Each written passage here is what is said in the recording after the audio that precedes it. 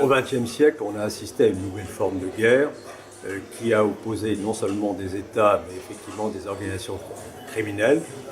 Et dans cette guerre, ont succombé, ont été sacrifiés des femmes et des hommes au service, il faut le dire, de la justice et de la démocratie.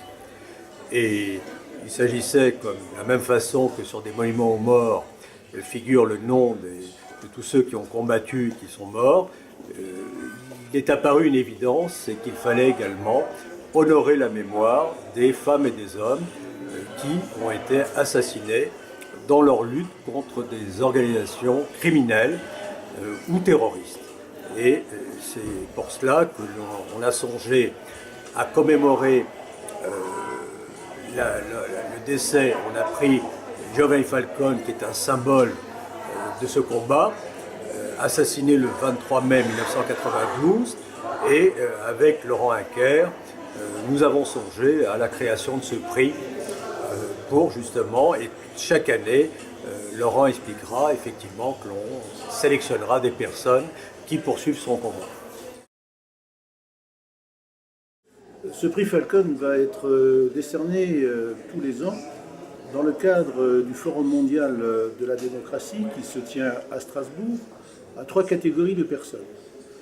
D'une part, un prix Falcone pour la justice qui sera décerné à magistrats, avocats, policiers ou gendarmes qui, souvent au péril de leur vie, luttent contre les organisations criminelles. Un deuxième prix Falcone, appelé prix Falcone de la démocratie, qui sera décerné à un militant de la société civile ou à un journaliste qui, pareillement, lutte contre les organisations criminelles ou alors font connaître cette problématique au grand public.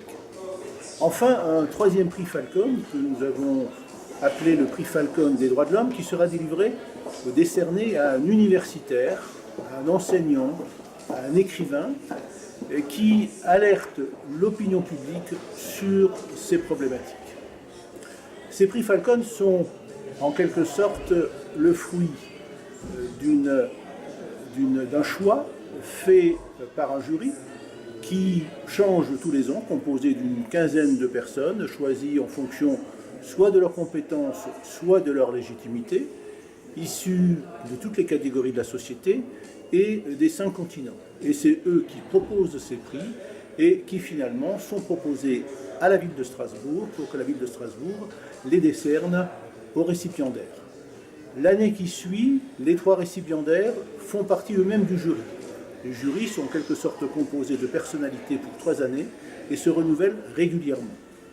Si on doit résumer, effectivement, il s'agit pour les citoyens d'identifier ceux qui les oppressent et qui les mettent en danger d'une certaine façon dans la vie économique, dans la vie de tous les jours, et ceux qui les défendent. C'est-à-dire, on oppose l'intérêt général à des intérêts particuliers. Et la dimension des droits de l'homme, étant donné son caractère universel, intéresse effectivement la démarche que nous avons entreprise avec Laurent Hincker, qui passe par la création du prix Giovanni Falcone.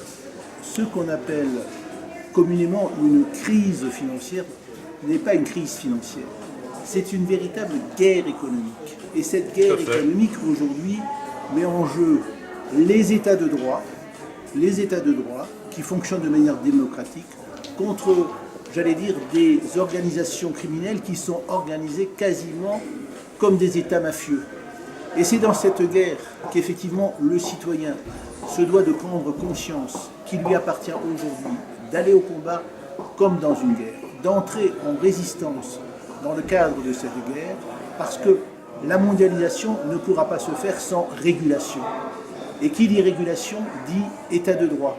Et qui dit état de droit dit capacité de faire des procès et capacité de condamner ceux qui au niveau mondial escroquent carrément la population au niveau mondial.